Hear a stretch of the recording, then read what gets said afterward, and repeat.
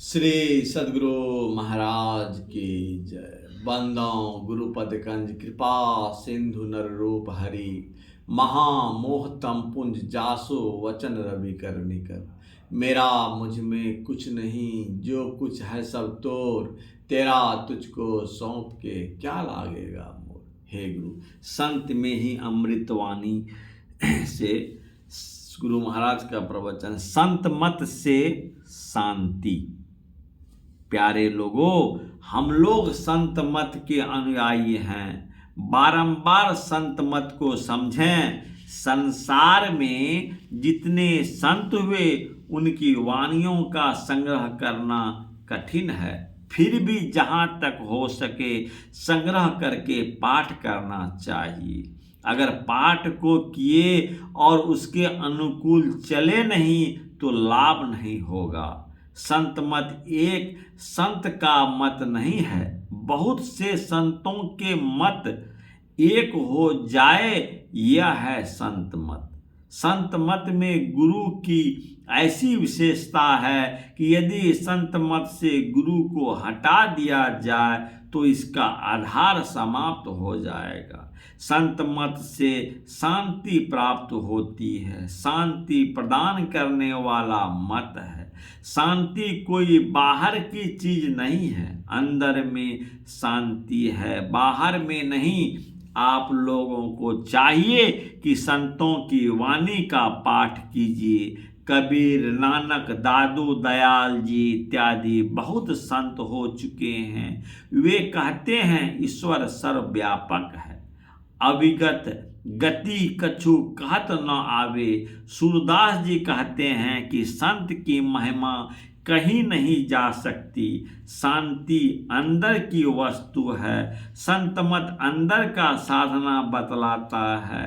अंदर में कहाँ से चलो तो इसके लिए आंख बंद करके देखो।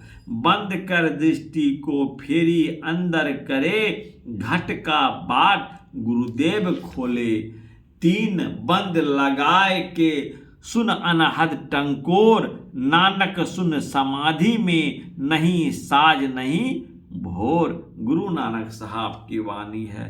कहते हैं नानक पंथ के 5वें गुरु की दाढ़ी बहुत लंबी थी। पूछा दाढ़ी इतनी लंबी क्यों है, तो कहा आप जैसे महात्मा के पैर की सफाई के वास्ते।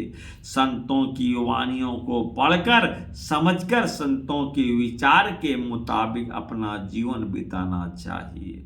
दुष्टों के साथ गुरु गोविंद सिंह का युद्ध हो रहा था। पहले पुत्र गए, फिर दूसरे पुत्र गए, क्रमशः चारों के चारों पुत्र उनके मारे गए, परंतु आह तक नहीं की। फिर भी युद्ध में दया बरतते थे। युद्ध हो रहा है कि एक सिख को छोड़ दिया कि जो गिर जाए उसे पानी पिलाओ, चाहे बैरी ही गिरा हुआ क्यों नहीं हो, उनको भी पिलाओ। लोगों ने कहा ऐसा क्यों करते हो, यह फिर हमसे लड़ेगा। कहा गुरु आज्ञा है, तुम लोग अपना काम करो, मैं अपना काम करता हूँ। यह बात गोविंद सिंह के पास चला गया। उन्होंने कहा जो बैरी गिर गया वह बैरी कहाँ रहा। कबीर साहब की बहुत सी कहानियाँ हैं, नानक साहब भी बहुत सी कहानियाँ हैं। ये सब कितना कहा जाए। शांति प्राप्त करने के लिए अपने अंदर में चलो, गुरु से युक्ति लो, शब्द योग करो, दृष्टि योग करो। वैसे जप वगैरह सब मतों में है। यहाँ जप ध्यान भी है, दृष्टि योग और शब्द योग भी है।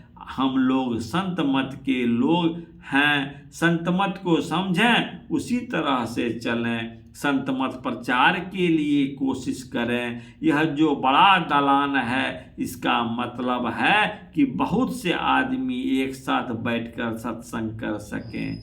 आज तक ऐसा मकान कोई नहीं बनाया जिसमें सब आदमी अट जाए। सो नहीं, अमृतसर में इससे भी बड़ा दालान है, तो क्या अमृतसर के सब लोग उसमें अट जाएंगे?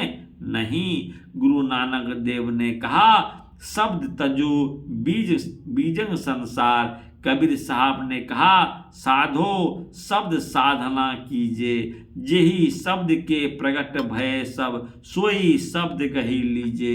दृष्टि योग और शब्द योग उच्च साधना है। जब भी है वाचिक उपांशु और मानस, फिर स्थूल ध्यान सूक्ष्म ध्यान। जो नहीं देखा जाए उसको देखने का ध्यान, जो नहीं देखा जाए वह है बिंदु, उसका स्थान है, परिमाण नहीं है।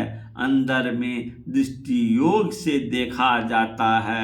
ज्योतिर्बिंदु परंग ध्यानंग विश्वात्मा ही संस्थम। आगे शब्द योग है। जहाँ शब्द भी लय हो जाता है वहाँ साधना समाप्त हो जाएगा। एक अनिह अरूप अनामा एक हो गया, यहाँ साधना समाप्त हो गई। बस यही जानना चाहिए। श्री सद्गुरु महाराज की जय। अप्रैल 1980 ईस्वी महर्षि मही आश्रम सत्संग हॉल, कुप्पा घाट, भागलपुर में हुआ था। श्री सद्गुरु महाराज की जय। हे गुरु। आरती संग सत